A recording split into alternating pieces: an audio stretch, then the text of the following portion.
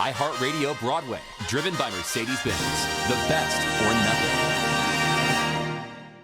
Hi everyone, I'm SJ Arniger. I'm the director for iHeartRadio Broadway, and thank you so much to the Virtual Thespian Festival participants for joining us tonight. This is our curtain call program. Think of us as your late night talk show for the Virtual Thespian Festival. I'm a former thespian, so I applaud you all for getting on your computers and being a part of this year. We can't wait to see you all back in person for the actual Thespian Festival. This program is also co-hosted by Broadway Cares Equity Fights AIDS. They're our charitable partner for Curtain Call. You're going to meet my amazing co-host, Michael DiBianco, who is the education specialist at Broadway Cares Equity Fights AIDS in a little bit. But I want to get to our first guest. She made her Broadway debut in Groundhog Day. She originated the role of Mopsa in Broadway's Head Over Heels. She was in the off-Broadway production of Scotland, PA, which truly was an amazing show. And most recently in the LA company of Hamilton, where she played Peggy/Maria. And she was just announced that this tremendous, tremendous talent is going to be starring in the brand new adaptation Broadway musical of The Devil Wears Prada. So please welcome to Curtain Call, Taylor Iman Jones. Yay! Hi. Thank you so much for joining us. We're so thrilled to have you here tonight. Thank you. I'm very excited. So first and foremost, we're all quarantining still. So I want to know how you're doing, how you're handling this whole entire situation, and basically just how are you doing? Yeah, I think I've found the balance of going insane, but keeping it together. I think that's a little bit where everybody's at. But yesterday I just got to my parents' house. So I've been in LA pretty much by myself this whole time since we got locked down in March. And now I'm excited to be here and be in a house. And I have a niece that I haven't even met yet. So I'm really excited to kind of have a new chapter during this time. I feel you because I'm on day 92 of being completely by myself in my apartment. I live alone. So I get to see my parents this Sunday and I'm just like, yay! Yeah. Other people is going to be amazing. Yeah. So before we talk about your career, I want to know what musical theater voices did you idolize growing up? Oh, of course. Audra McDonald for sure. I always say I learned to spell and sing technically from Indiana Menzel and Kristen Chenoweth in Wicked. LaShawne's, all of the voices on the Rent soundtrack. And then like Adele, Sarah Bareilles, Beyonce, yeah, all of them. What is it about Sarah Bareilles, in my opinion? I think she, even before she did write Waitress, I would say that her songs lend itself to musical theater just because of the storytelling effect itself. Is that kind of how you felt about her music too? Yeah, they're fun to sing. I mean, I definitely found my voice in musical theater songs. And exactly what you said, Sarah Bareilles' music outside of theater lends itself to that type of voice, I think. And so her stuff has always been really fun to sing technically and emotionally. So you made your Broadway debut on Groundhog Day. And when you made your debut, did it sum up everything you expected it to be as a Broadway debut, or was it like completely mind-bogglingly different from what you thought? Well, so Groundhog Day's very first preview, which would be my Broadway debut, we made it about 15 minutes into the show and then had to stop completely. And then we ended up not being able to get the show back on its feet that night. After 45 minutes of holding, we decided to do a concert version of the entire show for the audience that stuck around. And so we pushed all of the seats to the front of the stage. We were all still full costume and just did like a radio play version of our whole show, which was amazing. It was the coolest theater experience I've ever witnessed. And I had a couple friends in the audience that day that were like, it's the coolest thing I've ever seen. So I can't say it's how I thought it would go down, but I'm very happy to be a part of that legacy. And I know there are 6 of us in that show that will be our Broadway debut story. So that feels pretty cool. And for that to happen, really for your very first show, is such an amazing story. But then once the show got back on its feet and went into previews, being in your very first Broadway show, what was the biggest takeaway that you learned from your Broadway debut? It would be how much work it takes to be in a show outside of your show. How you have to keep your body together, keep your voice together. You know, it matters from the second you wake up until you do your job. And then even the second the curtain goes down, how do you take care of yourself post work? So I think as far as doing shows on Broadway, you know, there's no joke to 8 times a week. And that definitely taught me how to do that. Especially in a show like Groundhog Day with all the turntables. We were basically running on treadmills for 2 hours every performance. So when you all were such troopers also with Andy's injury and trying to figure all of that out too. So I feel like that whole cast bonded so well together because of everything that was going on. And that was lovely from an industry member to be able to witness. Oh, thank you. It was. We, you know, like I said, that show had 5 turntables, so it took a lot of work from every single person on that stage to make that show work. And honestly, Andy was such an incredible leader for us all, like not only for the show, but we couldn't relax because Andy wasn't relaxing and his job was harder than all of us. Andy got hurt and still managed to do the show. So that was also a learning experience in itself, just to see like how a good leader can change the attitude and juju of a whole cast. Yeah. Right.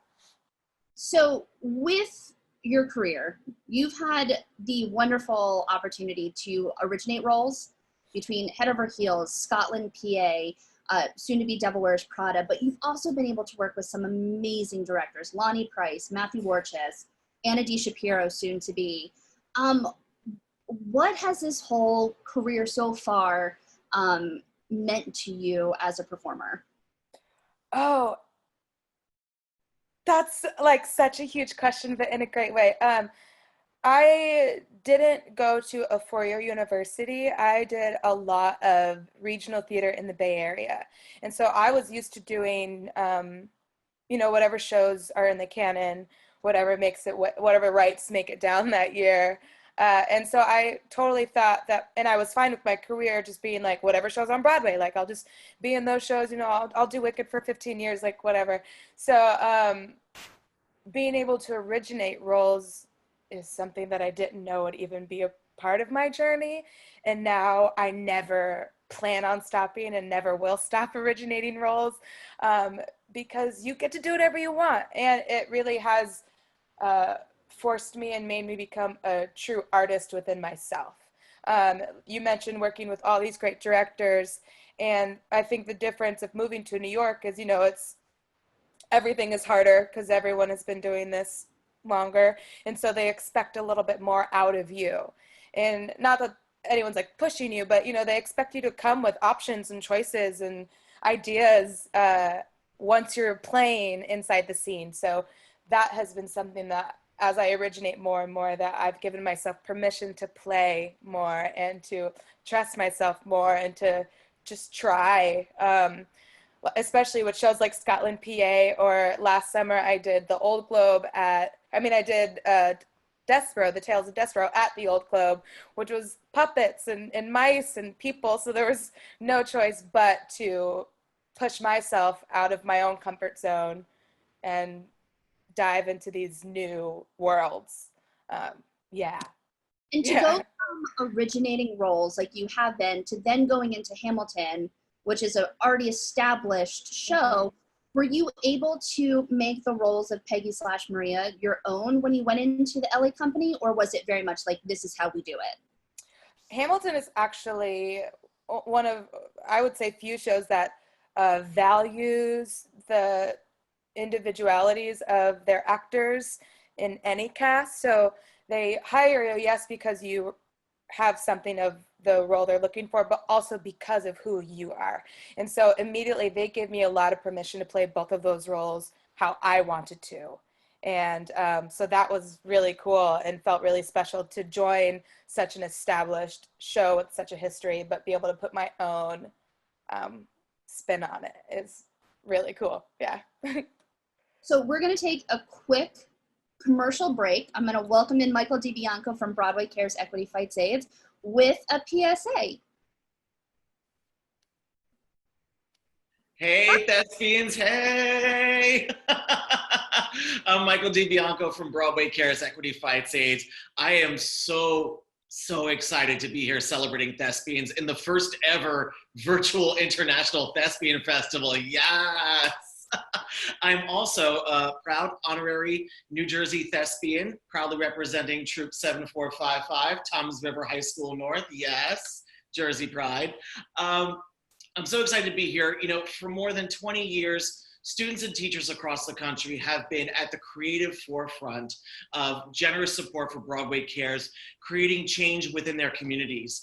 The International Thespian Society members have been holding red buckets in lobbies after their shows and creating fabulous benefits and fundraising initiatives to help those in need. Because of your fierce creativity, you've helped people on stage, backstage, and behind the scenes receive emergency assistance to pay their rent, get groceries, and receive critical health care during this ongoing coronavirus pandemic. Your outstanding compassion is also giving much needed support to organizations on the front lines of social justice and anti-racism movements.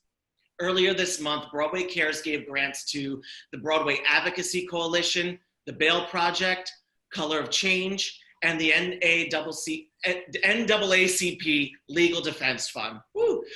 On behalf of everyone at Broadway Cares, thank you so much for your friendship, your generosity of spirit, and helping provide immediate support to those who have been marginalized and had their voices silenced. You continue to prove every day that what we do together makes a difference. I'm gonna hand it back to SJ and our very special guest, Taylor Iman Jones. Thank you, everyone. Thank you, Michael.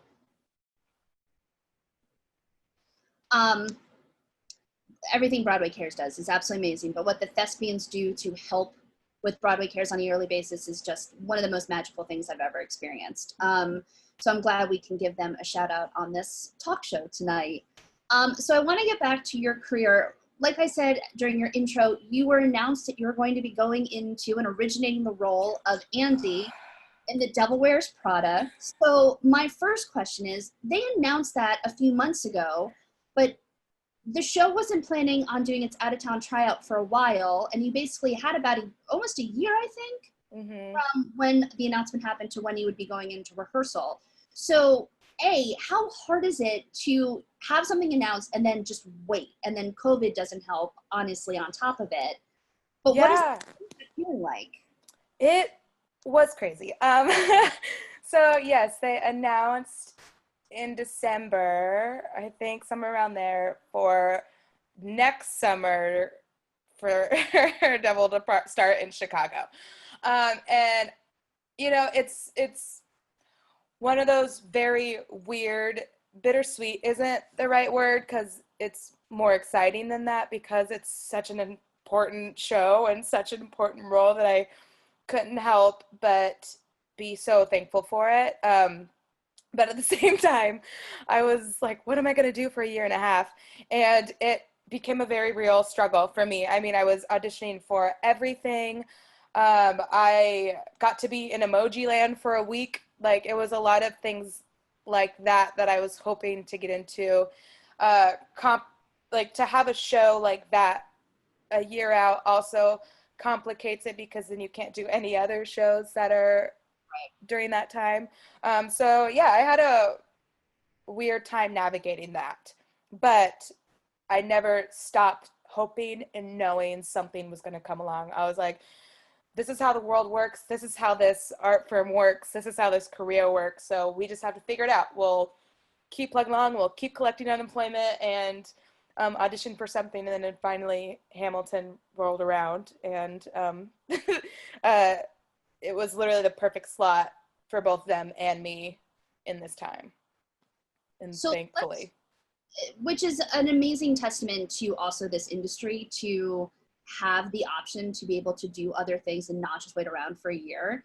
I think it's pretty amazing. And for producers and casting directors to be understanding about that kind of stuff is, I think, a wonderful thing that we have in this industry. I do want to talk about the casting process. You were recently on the JT Fridays with Tim McDonald and iTheatrics talking about the casting process. But for those a part of the Virtual Thespian Festival, can you kind of give an overview of what it was like to audition for The Devil Wears Prada? Yeah. So, it began as any other audition would. You get the sides, you audition. A show like that, for the role of Andy, you assume you're not going to get it, really, because you're like, they already have people, or it's just such an incredible opportunity. But whenever I go into shows like that, I'm always like, well, somebody's got to get it, and why not me? So I'm going to do my best in the room. And also, if this is the only time that someone like Anna Shapiro or Shayna Taub are going to see me, like, I want them to remember. So anyway, I remember I was off book for like 2 weeks before I even came into that room for both the music. I think there were 3 songs and like 5 scenes, and I just memorized it all. Anyway, I went to that, got a call back, and I was like, oh, that's very nice of them to have me back. I will try to do a good job again. And then I got a 3rd call back, and that's when I knew things were getting a little bit more serious. And I just remembered, even post auditions, I would just run the sides every single day to make sure I was prepared. Finally, after what we thought was the final callback, which was the 3rd round, there was another round of callbacks, of course, which was our chemistry reads, which was a little bit more, I think, how you stereotypically like hear about auditions, like there's just 1 against 1, because it really was, there were maybe 10 of us, but only about 2 people per role. And so they were just swapping us in and out. Okay, now you 4 go in, and now you come out, and you go in, and you go out, and you go in, with no feedback to any of us except for great job. And then after that day, it was about 3 weeks of silence, really. Like my managers had to keep bugging casting and bugging the director, being like, what's going on? So it really, I figured they were just looking for other people to fill the roles. But it just, there were a lot, there are a lot of heads on that dragon. I would say, there's the UK side, there's the Elton John side, there's Shannon Taub, there are directors, there are producers. So it just took a long time for all of them to say yes to all of us. And I got it probably in November, I knew. I wasn't sure what to do with that information. So it really wasn't until the press release came out that I was like, it's real. At least I can tell people that I am not lying. And so, yeah, that was crazy.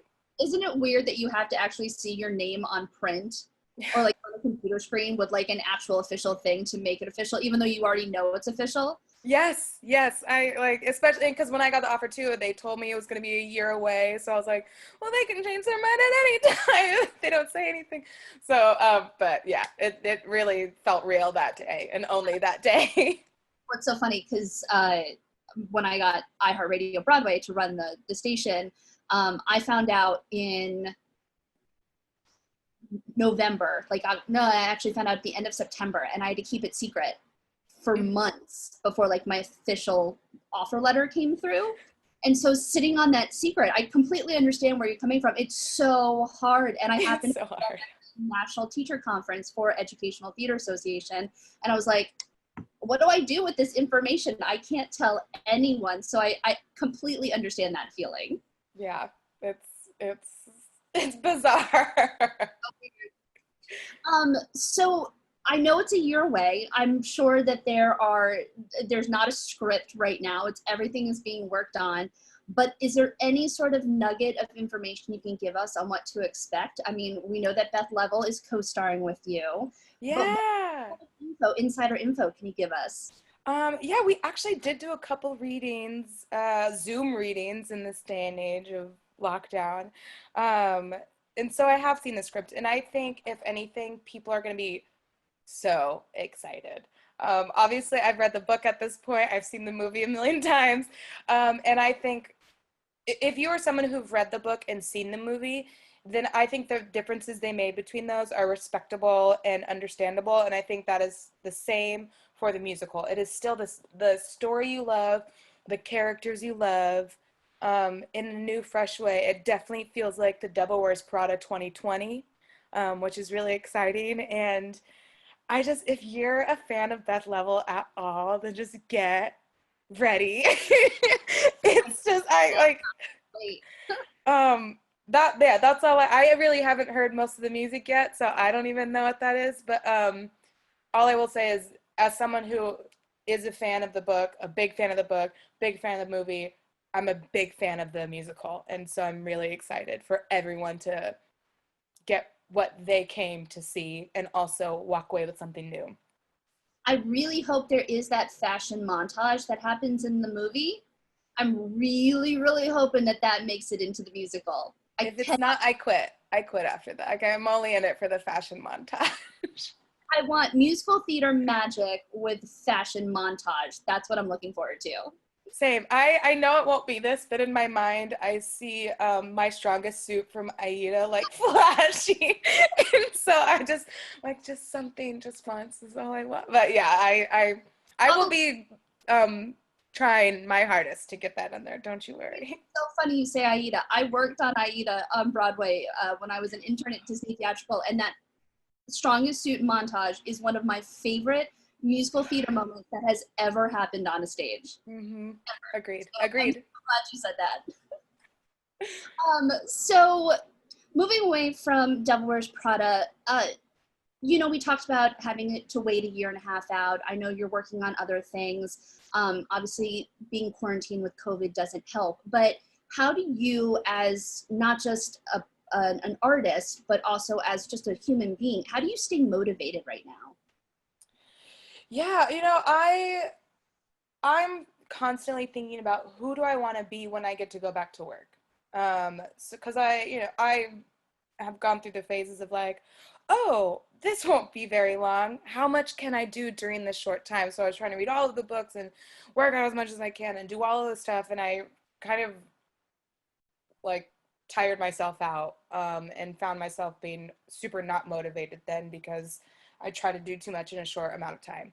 Now that I have come to the realization that this is not a short-term gig, I'm more asking myself every day, how do I want to spend this time? So what is going to bring me joy right now, and also what is going to be good for my spirit right now? So I'm doing a lot of yoga. I play guitar, so I've been playing a lot of guitar. I've been trying to write some music. I love talking to students. It took me a while to get there because I was like, but theater's never coming back, but it totally is coming back. And so it's nice for me actually to be reminded that our world is not over and that this is a time that you can be productive because you have the time to finally give back to yourself, but also to take advantage of this time and sit on your couch all day if you want to, binge all of the series if you want to. So I'm finding balance in that. Yeah. And who do I want to be at the end? That's really what keeps me moving forward, that this is going to end. Prada is going to come back someday. I'm going to do Hamilton. And when those doors open, how does Taylor want to be? Right. And then because we do have thespians watching and being a part of our Curtain Call TV show, what advice do you have for the students who are attending the virtual thespian? Is there one little nugget of information that you want to pass on to them? Your uniqueness is your tool. Never be afraid to be 100% yourself, especially in an audition room.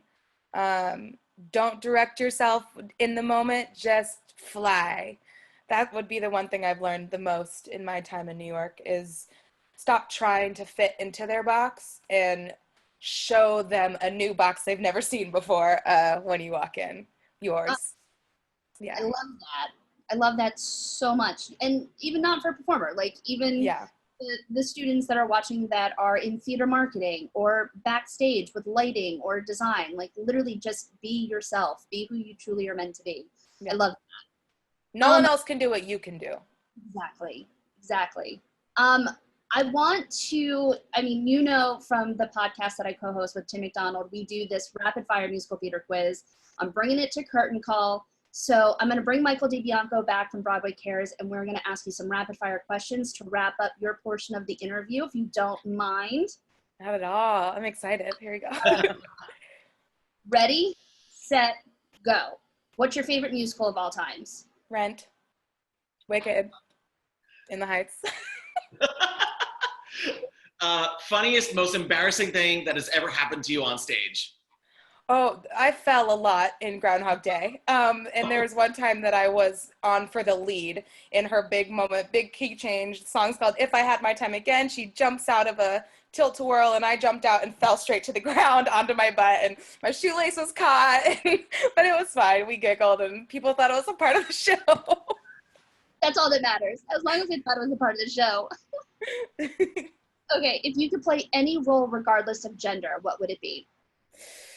Oh, honestly, I still haven't played Alphabet, and that will always be my big dream role. I know it's on everybody's list, but I'm coming for it, and I'm going to do it. So until that happens, that's the big one. But honestly, I think Andy is going to be my Alphabet, if I may. I'm really looking forward to everything I'm going to be able to do in that show, and I think it's going to check off a lot of boxes for me as well. I can't wait. Nice. Who do you want to be when you grow up? Taylor Iman Jones. Honestly, I'm really looking. The path I'm on is a path is surprising me every day, and I'm looking forward to playing more roles like Andy, playing more roles like I did in Scotland, PA, that Black women don't necessarily ever get to play, and so I'm looking forward to knocking down a few more doors, but also if I could be Audra McDonald, that would be fine. I think everyone wants to be Audra. Yeah. Yes. One thing for the rest of your life, what would it be? If I could, one thing? M&Ms. Normal, just plain chocolate M&Ms, breakfast, lunch, and dinner. Out of the following shows, which has been your favorite? Groundhog Day, Head Over Heels, or Scotland, PA? That's not fair. I know, drama. You know what? I'm going to answer with an unfair answer and say all of them. And for the same reason is that all of those shows are for the other. None of those shows highlight the cookie cutter perfect people we see on TV all the time. Each of those shows were about people who identify outside of the heteronormative, like, perfect status that we are learning. There are so many other ways to express yourself. So that's why I really loved those three shows. Amen to that. All right, last question. Best piece of advice you've ever received? That's good. I only struggle with answering that question because I soak in everything from everybody. This is not an answer to that question, but the way I could answer that question is ask all of your idols or any of your friends that you admire, how do they do that? How do you sing like that? How do you act like that? How do you memorize your lines like that? How do you, like, that's what I get advice from every single person I talk to in any show. So, I would say everything I've ever learned is just from my peers and soaking up everything I can around me. That is the quiz. You have won a brand new free Matchbox Mercedes-Benz when iHeartRadio Broadway sponsors back in our office. We will mail it to you, I promise. Thank you. Taylor, thank you so much for joining us. Thank you for being a part of our curtain call for the virtual Thespian Festival. I know not just myself and Michael, but all of the students watching appreciate you even taking the time to talk to them tonight. So thank you so much. Thank you for having me. It was so nice to meet you both, and good luck to all of you out there. Break legs. We will get through this, and I'll see you on the stage. Perfect. Thanks, Taylor. Bye. Thank you. She's the best. Totally Devil Wears Prada. I'm gagging. I can't wait. there has to be the fashion montage. If it's not, I'm out. I need the fashion montage scene. I love the comparison to Aida came in there. I was Oh. and I'm done. It's over. As soon as you said it, I was like, we're kindred spirits. We're kindred spirits. I almost said, before you started the rapid fire questions, I almost went in and said, gird your loins. You should have said it. I didn't want to step on your toes, Queen Bee. I am so excited about our next guest. We didn't really announce it, but I'm going to pass it over to you to do the intro. Oh, I'm thrilled, and I'm so glad he's here to join us, because I've met this man quite a few times at past international thespian festivals. He's such an inspiration. He's such a warm, wonderful human being, and is also a very, very important part of the Broadway Cares family.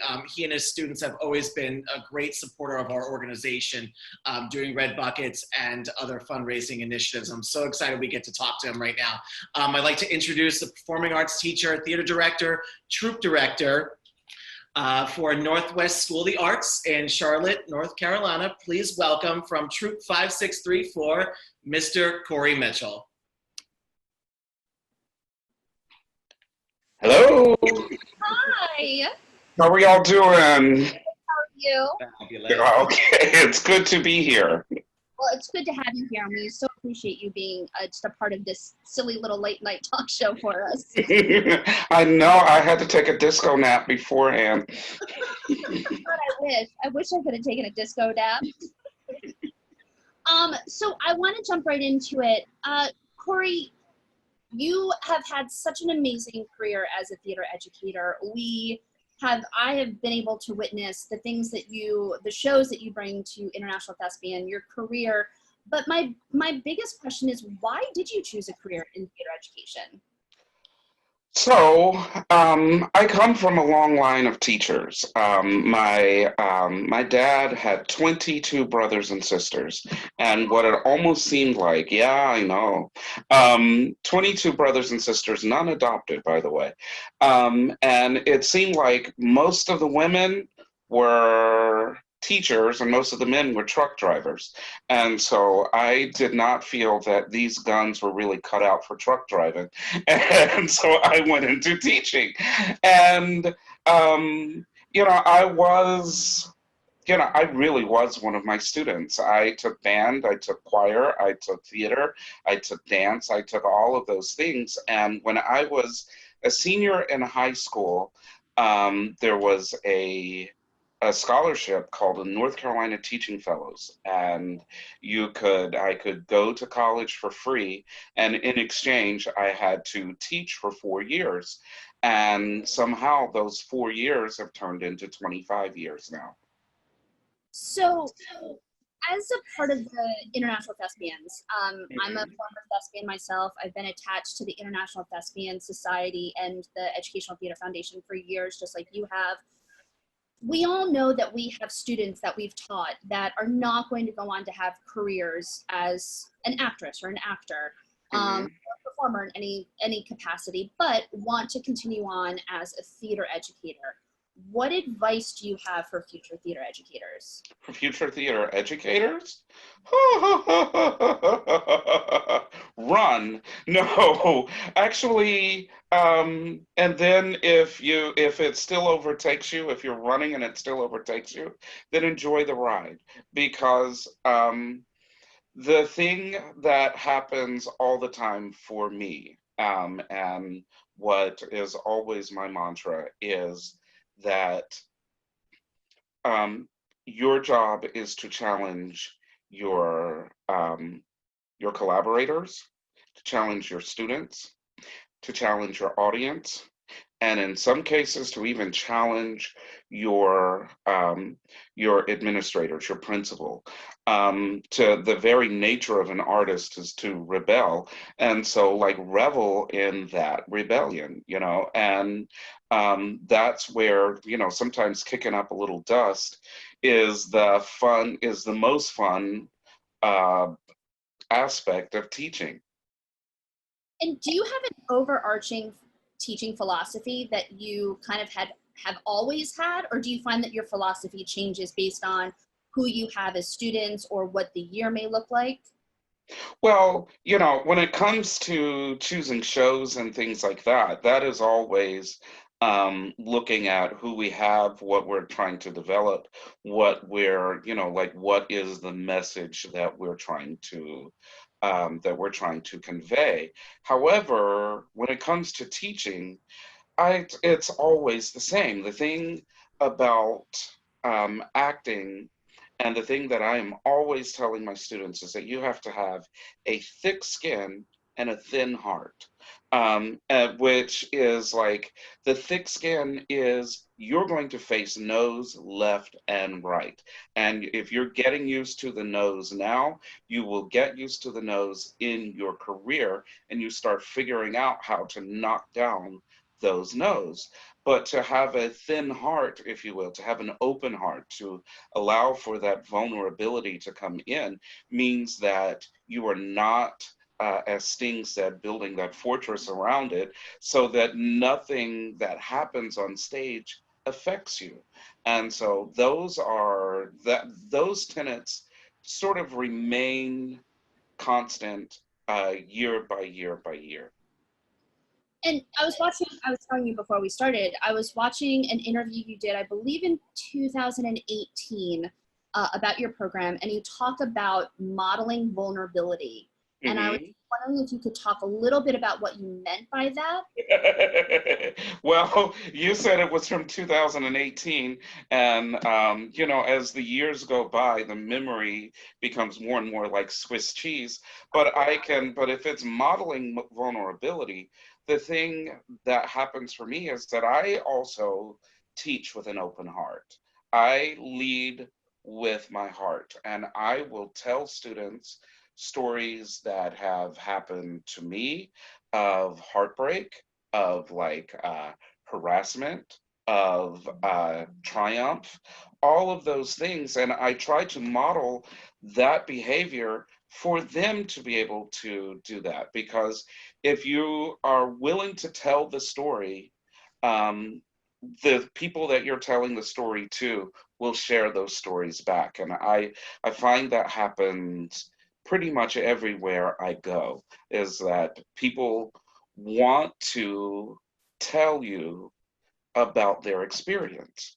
And the way that they tell it comes into play so often, because sometimes, you tell it and it's here, it's the wall, it's the bricks, or you tell it and it's here and it's the heart. So I do try to model that. I do try to every day walk into class, and walk into school in a way that is approachable, and that is that will, how do I put this? That will connect, because that's what we do.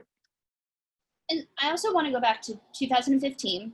You were the recipient for the very first Tony Educator Award.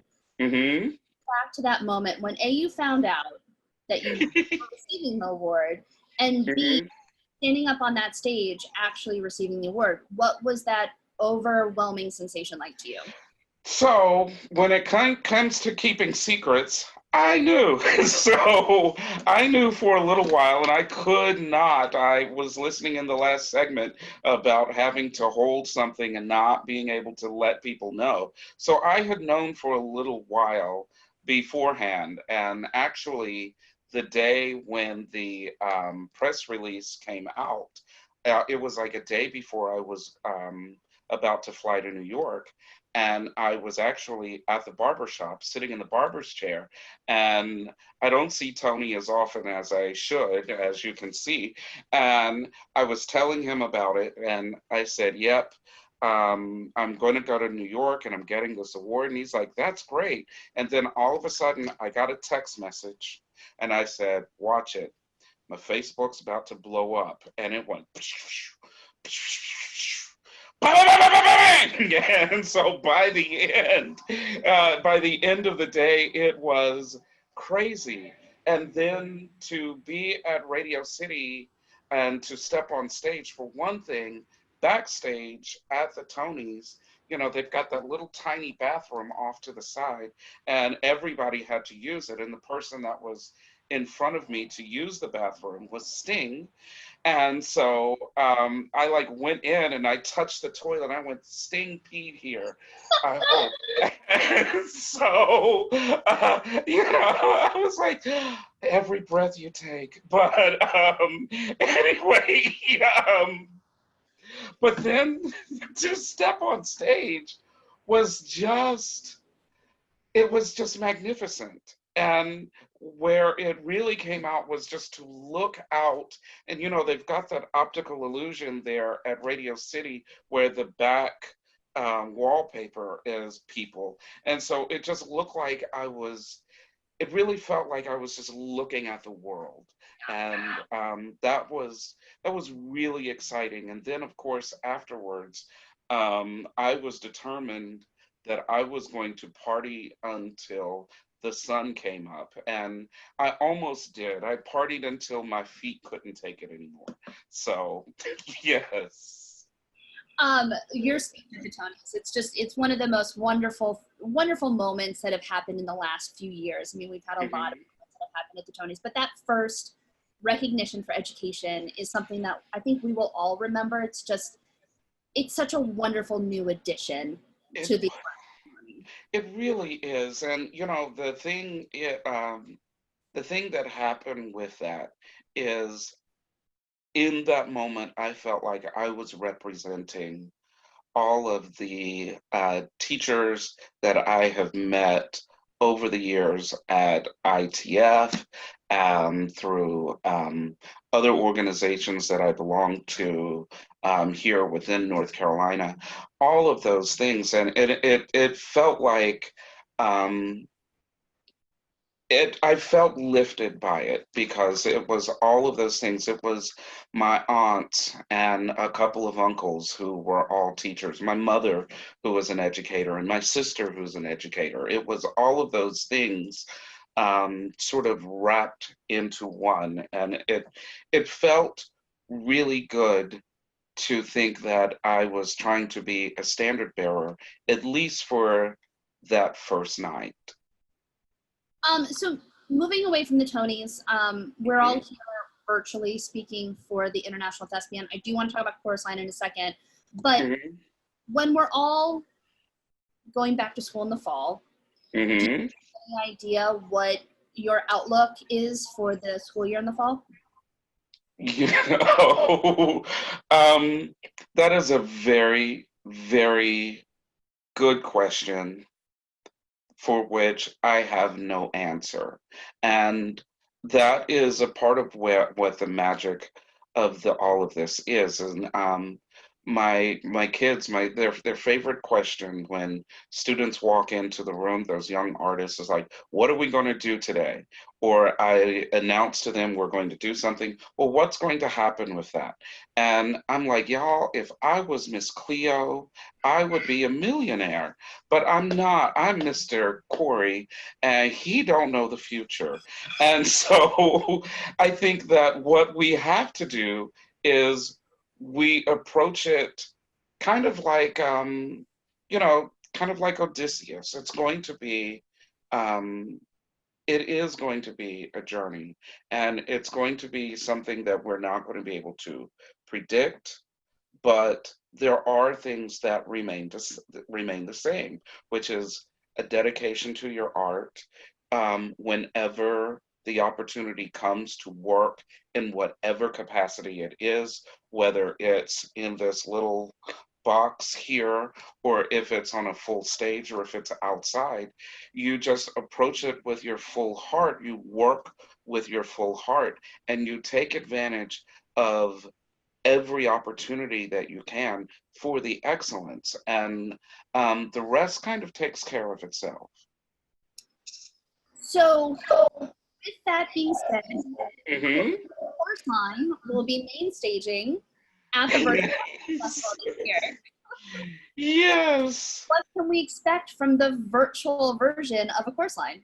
Well, I cannot predict the future. No, I'm kidding. Actually, I can in this case. I can't tell you because I've been working on it so much.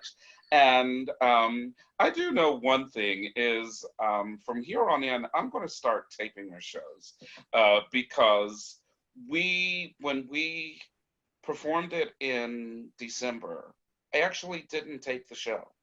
And what we've had to do instead was create content, create something new. And so what we're calling it is a virtual love letter to a chorus line.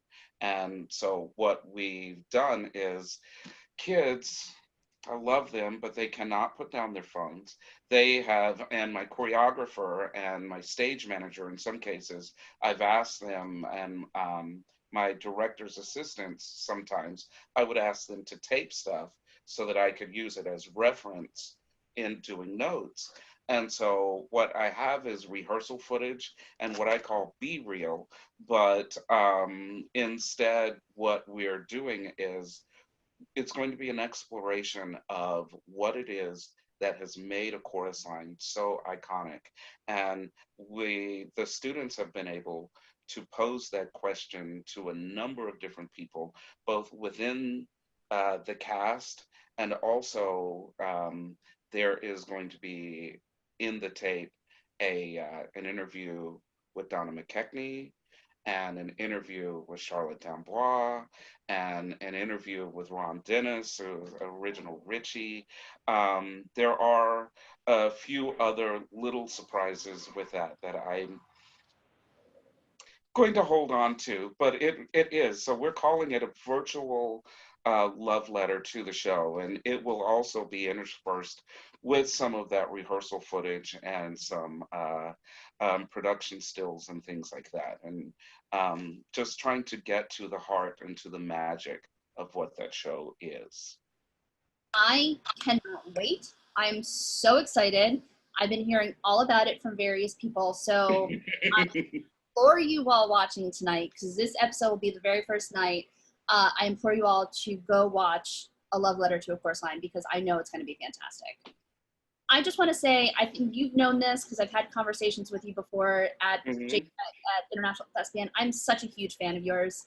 What you are able to do with your students and what you bring out of your students is just one of the most amazing things to witness. So I appreciate you being a part of this tonight.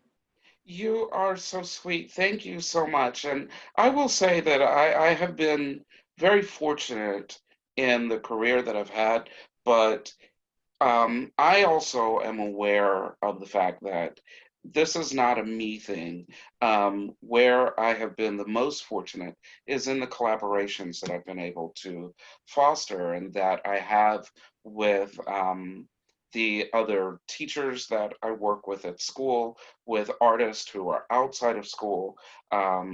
I have a right hand and a left hand because my choreographer and my music director, and then I have to use my 2 feet because my lighting designer and my tech director, they're also there. And I have to use a hip because my producer Kelly is there, and I have to use another hip. So it is all the way around. And like I sometimes feel almost embarrassed that I am the spokesperson because I don't talk that good,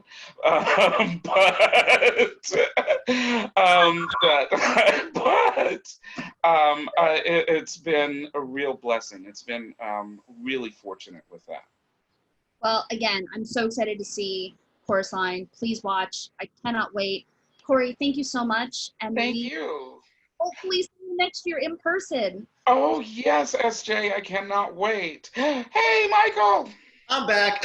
Hey, welcome back. Thank you as well. Oh, it's so good to see you. I miss everyone. I miss hugs. I can't wait to hug you again. I miss you so much. We've got a check coming to y'all. Even before we went away for COVID, we had been raising money. And so it is, we love Broadway Cares. We heart radio. And so,